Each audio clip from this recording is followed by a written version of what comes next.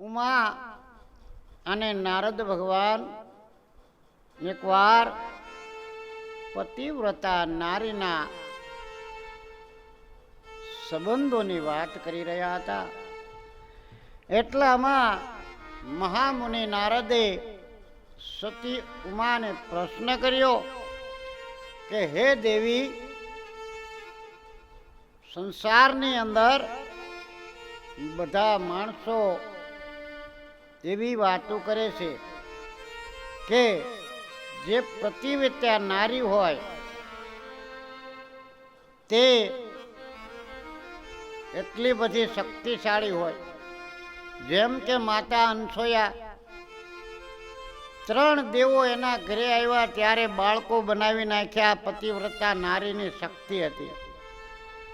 તો હે દેવી, પતિવ્રતા નારી કેવા કાર્ય કરે એ તમે મને જરા વિસ્તારથી સમજાવો.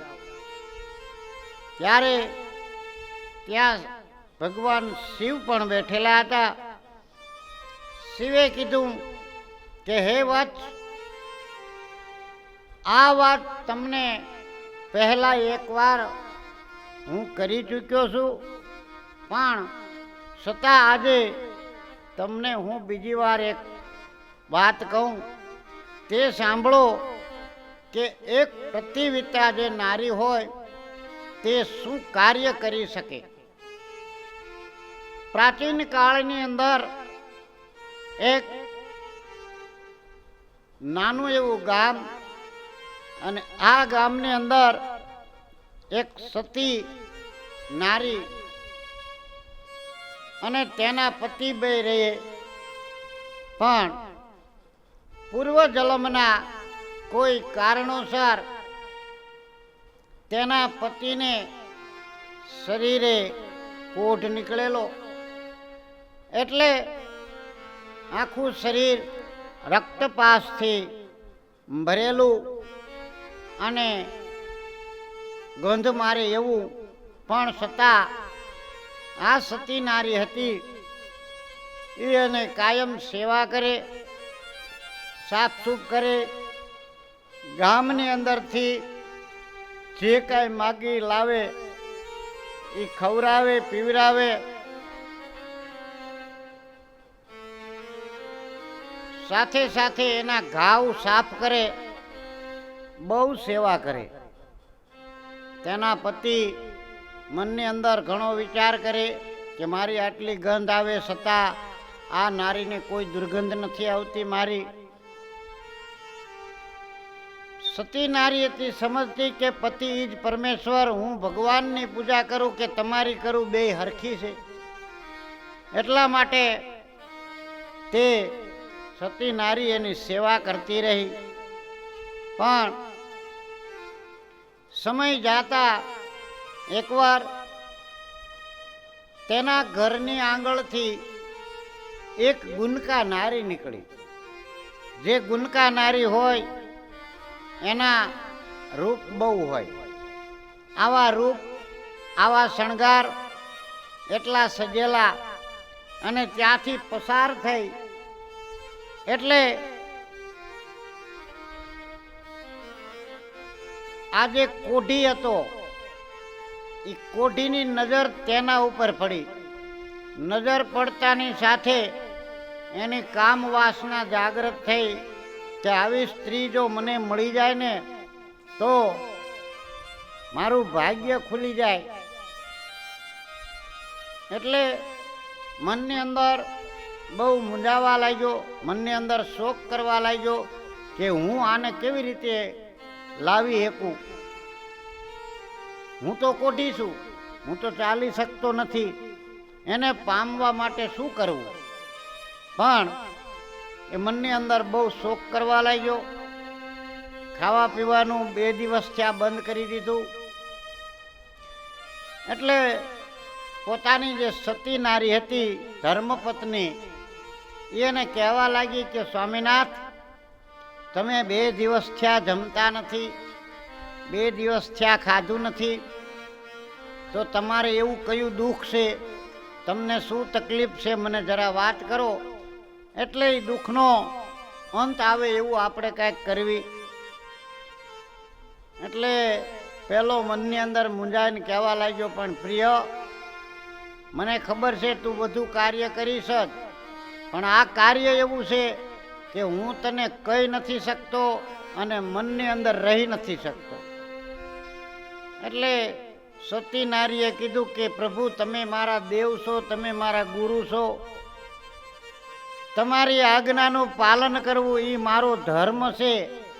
તમે ગમે એવું કાર્ય હોય એ તમે મને કહો એટલે હું એ કાર્યને મારાથી બનશે એટલી મહેનત કરી અને હું પૂર્ણ કરીશ. પેલો કોઢી હતો તે ધીરે રહીને બોલ્યો કે સતી, 2-3 દિવસ પહેલા જ્યારે તમે ઘરે નહોતા ત્યારે આપણા આંગણામાંથી એક સુંદર મજાની સ્ત્રી નીકળી, જેના સ્વરૂપ જોઈને મારા મનની અંદર કામ વાસના જાગૃત થઈ. એટલે મેં નક્કી કર્યું કે આને પામવું હોય તો શું કરવું. હું તો કોઢી છું, તો જો મને એ સ્ત્રી મળે તો મારા મનને શાંતિ મળે, ટાઢક થાય. એટલે પેલી સતી નારી હતી કે કંઈ વાંધો નહીં સ્વામીનાથ, મારાથી જે બનશે એટલું કાર્ય હું તમારા માટે ફરજિયાત કરીશ જ. એટલે જે સતી નારી હતી એને નક્કી કર્યું કે આ ક્યાં રહે છે, પણ આ તો હતી ગુનકા. એટલે ગુનકાના મહેલ તો મોટા હોય. એટલે એક દિવસ સવારે વહેલા ઉઠી એના મકાન જોઈ આવી. બીજા દિવસે સવારે વહેલા ઉઠી અને એના મકાનની અંદર બધા ઉઠા મોર આખું ફળી બળી સાફ કરી નાખ્યું, ફૂલની પથારી કરી નાખી. ગુનકા સવારમાં ઉઠી તો બધું સરસ મજાનું સાફ સૂફ જોયું, ફૂલની પથારીઓ જોઈ, આંગણું સ્વચ્છ જોયું, પાણી ભરેલું હતું, ઝાડવાને પાણી પાઈ દીધેલું હતું. એટલે બીજા લોકોને પૂછ્યું કે આ કોણ કર્યું? તો કે ભાઈ અમને ખબર નથી, અમે કાંઈ કર્યું નથી. બીજા દિવસે પણ વહેલા ઉઠી અને સતી નારીએ બધું સાફ કરી નાખ્યું. આવી રીતે 5 દિવસ એક જ ધારા ત્યાં જઈને સેવા કરી. 5મા દિવસે ગુનકાએ વિચાર કર્યો કે આ કોણ કરી જાય છે, મારે જોવું છે. તે પણ એક દિવસ વહેલા ઉઠી અને પોતાના ઝરૂખાની અંદર રહી અને જોતી હતી. એટલી વારમાં પેલી સતી નારી આવી અને મંડી સાફસૂફ કરવા. એટલે આ ગુનકા આવી દોડી અને એના પગમાં પડી ગઈ કે મને માફ કરો, તમે તો પતિવિતા નારી છો, સતીનો ધર્મ છે, તમે આ મારા ફળિયાની અંદર આવી સેવા કરો, હું પાપમાં બેહીશ. એના માટે તમારે જે કાંઈ જોતું હોય મને કહો, હું તમારા માટે કરવા તૈયાર છું. ધન દોલત તમે જે કાંઈ માગો એ હું તમને આપવા માટે તૈયાર છું. તમારે આવું કામ મારા આંગણાનું ન કરાય, છતાં તમે કર્યું છે તો હું એની તમને મૂલ્ય ચૂકવવા બંધાયેલું છું. એટલે પેલી પતિવ્રતા જે નારી હતી બોલી કે ભાઈ મારે ધન દોલત કાંઈ જોતું નથી, મારું તમારે એક કામ કરવાનું છે. એટલે કે બોલો શું કામ કરવાનું છે? એટલે કીધું કે તમે 8-10 દિવસ પહેલા અમારા આંગણામાંથી નીકળ્યા હતા. તો કે હા, ત્યારે મારા સ્વામીનાથ ત્યાં હતા અને મારા સ્વામીનાથની નજર તમારા ઉપર પડી, એટલે તેના મનની અંદર તમને પામવાની ઈચ્છા થઈ છે. તો એને તમને પમાડવા માટે થઈ અને મેં આ તમારી સેવા કરી છે.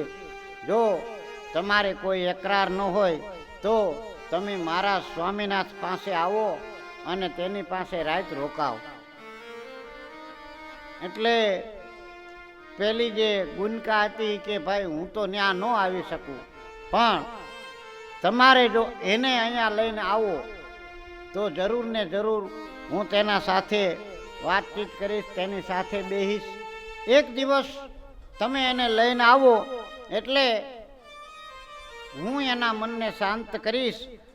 આવી રીતે વાત થઈ એટલે સતી નારી ઘરે આવી અને પોતાના પતિને કહેવા લાગી કે આજે રાત્રે તમારે તે ગુનકાના ઘરે જવાનું છે અને રાત રોકાવાનું છે, સવારે તમે આવજો. એટલે પેલો કોઠી હતો એ તો રાજી થઈ ગયો મનની અંદર, પણ વળી વિચાર કરવા લાગ્યો કે હવે શું કરવું. એટલે તરત જ કોઠીપતિ હતો એ બોલવા લાગ્યો કે અરે પ્રાણ પ્રિય, તે તો મારું બધું નક્કી કરી રાખ્યું, તાએ મારા મનને શાંત કરવા માટે બધી વ્યવસ્થા કરી દીધી, પણ હું એના ઘરે કેવી રીતે જઈ શકું? કારણ કે હું તો ચાલી નથી શકતો, મારા આખા શરીરે દુર્ગંધ આવે છે. એટલે પેલી સતી નારીએ કીધું કે તમે ન ચાલી શકો તો કાંઈ નહીં, હું તમને મારી પીઠ ઉપર બેસાડી અને ત્યાં તમને પહોંચાડી દઈશ. પછી તમે ત્યાં રાત રોકાજો, સવારમાં પાછી હું તમને પીઠ ઉપર બેસાડીને લઈ આવીશ. એટલે સારા દુર્ગંધ મટે એના માટે સરસ મજાના અત્તર છાંટી દીધા, સુગંધિત કરી તૈયાર કરી, અને જેમ વરાજાને તૈયાર કરે એમ સતી નારીએ પોતાના પતિને તૈયાર કરી અને ગુનકાના ઘરે લઈ ગયા. પણ હવે તો આની સદબુદ્ધિ જાગે તો ખરી ને, કારણ કે સતી નારી શું સેવા કરી શકે. તો એ નારદ આનું જે મન હતું એ પ્રફુલ્લિત થઈ ગયું અને પોતાના પત્નીને પગે લાગીને કીધું કે હવે મારું મન શાંત પડી ગયું છે, હવે ત્યાં કાંઈ જવાની જરૂર નથી. કારણ એક સતી નારીનો ધર્મ શું છે કે પોતાના પતિને જે જોઈએ તે આપવું, પણ સામે પણ જો પતિ એવો હોય તો પાછું, નકરો સતી એકલી કાંઈ કરી શકે નહીં.